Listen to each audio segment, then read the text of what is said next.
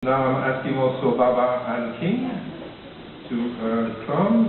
She is a member of the Executive Committee for Barclays Stockbrokers and the Global Business Lead for Barclays Wealth Digital Delivery Strategy. She joined Barclays in 2006, prior to which she was the Global Head of Alternatives at Citigroup in New York. Thank you very much. Anne Lauvergeon, who is the CEO of Areva, it's called, the leading worldwide company in the nuclear energy sector. She's been the CEO of Areva since July 2001. She also worked at the French presidency in the 90s, where she was Deputy Chief of Staff, and she became a Sherpa to the President in charge of G7 Summit preparation. I'm not going to give more details. Thank you very much, Anne. And now, this is where I need to work on my pronunciation. It's Jian Xin, who is responsible for Seoul, China's overall strategic management. Jian Xin holds a master's degree in development economics from Cambridge University and is a member and young global leader of the World Economic Forum and the Asia Business Council. Voila, the floor is yours. Moira. Are these working? Can you hear me? Well, thank you so much for having the opportunity for us to speak with you today. And I'm so excited to be on this panel, and I'm so excited also by the fact that I've never been on a game show, but I just felt like I was on one between the time clock and the music and all the great questions. So a fun experience at that.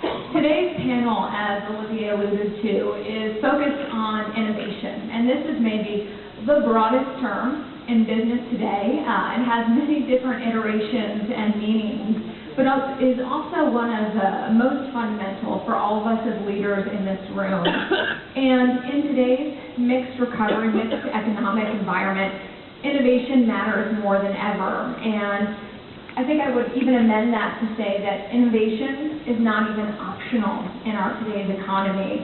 And why is that? There's a number of factors at play that all of you are well aware of, from stagnation to hyper-competitiveness brought in by global markets and global environments. Great creative destruction in many of the businesses that have thrived for decades. Over the past 2 years, business models have been overthrown in many of the businesses that the women here on this panel represent have been overthrown, requiring new models to be created.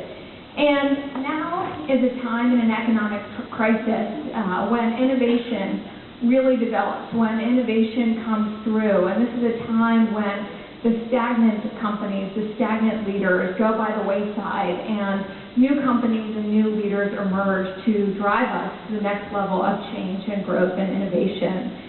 And in these challenging times, the panelists to my left, I think, have the most interesting jobs because you are at the cross-section of this change and this innovation and this leadership, and the ones who are driving it in fundamental ways, but also can provide inspiration for each of us and all of us in this room.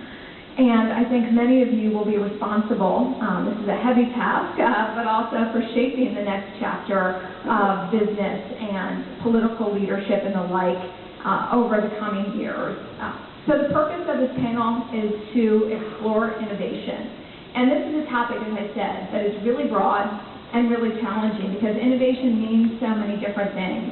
And all the time we hear executives say innovation is so critical to our success. And companies continue to talk about innovation, but why is it that they often fail to create anything that is actually innovative? And so the purpose of today's panel is to understand why it's so hard to actually create and implement an innovation, what that means, but also what are the best practices for global leaders today, given the dynamic new models for innovation and given the dynamic new climate that we're all leading in. So with that, I'd again like to thank our panelists for joining us today. And while the different factors around innovation, the different models for innovation may have evolved over the past 2 years and over the past 2 decades, there's some fundamentals that still remain, and that is really leadership. And leaders are often the ones who can either drive innovation or have it fail before it even has the chance to transcend a company. So with that, I wanted to ask you, Anne, as you're working in a global corporation with tens of thousands of employees, right now,